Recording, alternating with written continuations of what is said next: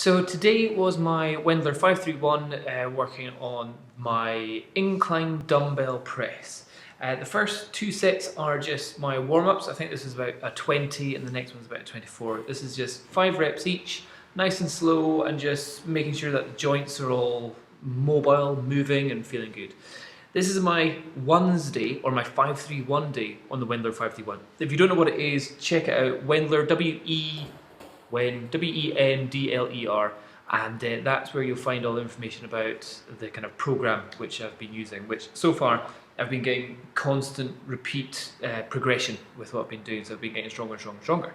And on today I'm meant to be doing my ones, which means a weight which I should only be able to do 1 rep of or more, and that's 44 kilograms, which last month I only managed to do 1 rep of. So this is a real kind of like, ooh, how far can I go? So yeah, after those little warm-ups, I did a couple of explosive exercises like clapping press-ups, just to kind of get the central nervous system fully wired up for explosive movements. Because even when you are doing bench press or dumbbell press, even though the movement may be very slow, your brain's having to explode the signals out of it for you to actually be able to lift it. Okay, so here I am at 36 kilograms, so this is the first working set, as it were. Also then again, a little bit of power overs. I'm sure they're called power overs, where you have your hand on one thing a little bit higher up. You can have it on books, you can have it on a bench or something like that. And felt like that, so it's quite good. And then practicing the falling down into bench. You know, it's such an explosion in your brain of just trying to suddenly go from nothing to stopping your whole body weight hitting the ground. 40 for 3. Okay, so 40 kilograms for 3 reps. So this is 80 kilograms in total, or if you're an American, that'd be 88 pounds? No, I don't know, a lot of pounds. Well, 88 pounds per dumbbell is what it'd be. Okay, 44 kilograms in the Wendler 531, doing 1 rep for the first time, just to feel the weight, and then going for as many reps after. So here's the first single rep one. So it took me a while. I've really got to psych up for this. This isn't something which you can just walk into. So you've got to do a lot of warm-up, a lot of psyching up. So music on, and that's the 1 rep. That's more just so I can feel how heavy this actually is. So then when I do my total number of reps. That's the system shocked. Now to try and do reps. Okay, so just before I do that again, do a little bit of tiring of my antagonistic muscle packs, what do you call them? Like my back, my biceps, the back of my shoulders and all that, because they don't really get used. And then I want to show you here just how long it took me to psych up for doing this. You know, this is my 1 set of this whole workout. So I've got to really make sure I'm ready for it. I've got to get my breathing right, got to get the music right, got to get the volume right, got to make sure that everything's right. And then even once I've got it on my legs, once it's there, I'm still kind of thinking, right, I've got to destroy you, I've got to lift you up. I've got to get the headphones out of the way so they're not going to distract me. I've got to get my breathing so I'm not going to be getting out of breath out of this. I also think I've got to start smiling as well. I'm also thinking, like what Ronnie Coleman does, where he's like saying lightweight, lightweight. So I'm just to myself, I'm saying these are lighter weights and I'm strong, I'm feeling strong, light weights, and then start my smiling, because I'm sure smiling makes you stronger. That's total nonsense, but it definitely has a beneficial effect from whenever you're doing it. So here goes. So first rep, that's already quicker than what it was when I did my single rep before. 2, 3, so that's a PB on that weight. 4, nice and fairly fast. 5, and notice they're all coming down and touching my chest. 5, cool, I managed to get up to 5. And again, am I going to try one more? Look at how slow this is. Did I fail? Nope, got it all the way up for 6. But you know what, even though that was probably the slowest and most difficult, I'm still going to try and do for 7. And just complete failure there. Oh, look at that pain. Love it.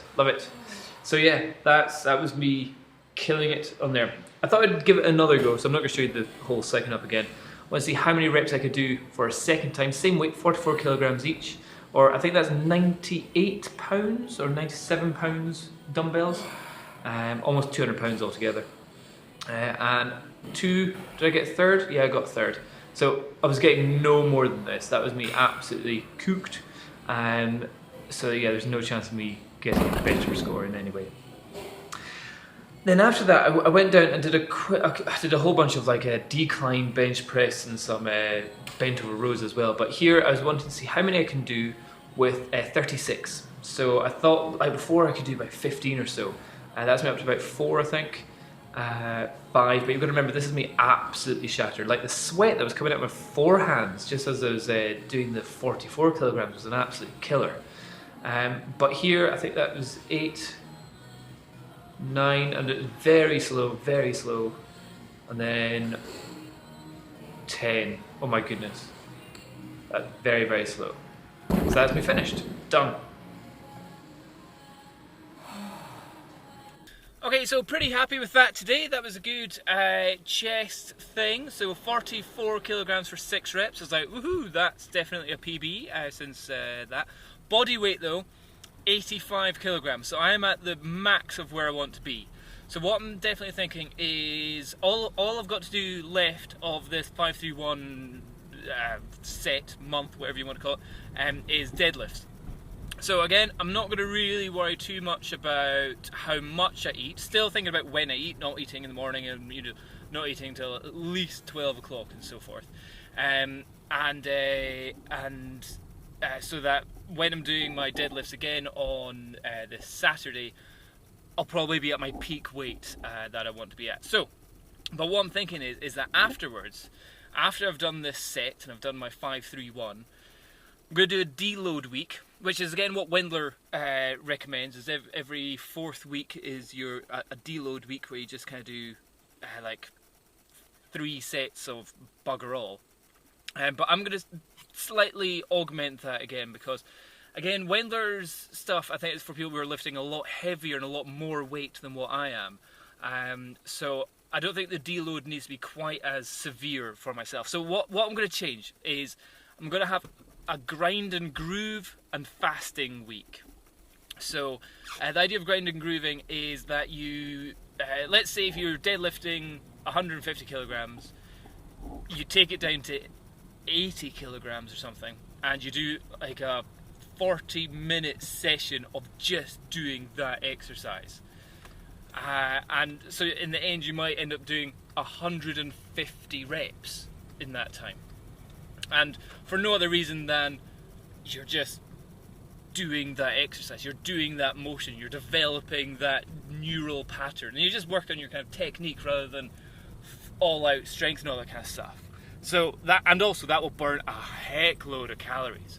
So this idea of doing that, so with bench and deadlift and shoulder press and everything, around about 50% weight, if that, but also doing a lot of fasting and really cutting back the calories. So in the terms of what Dr. Squat would say about the zigzag dieting, so it's like, or the other one is high intensity interval dieting. So that's what this is going to be. It's going to be a week of high intensity interval dieting with high intensity, well not necessarily even high intensity, but just long duration weight lifting.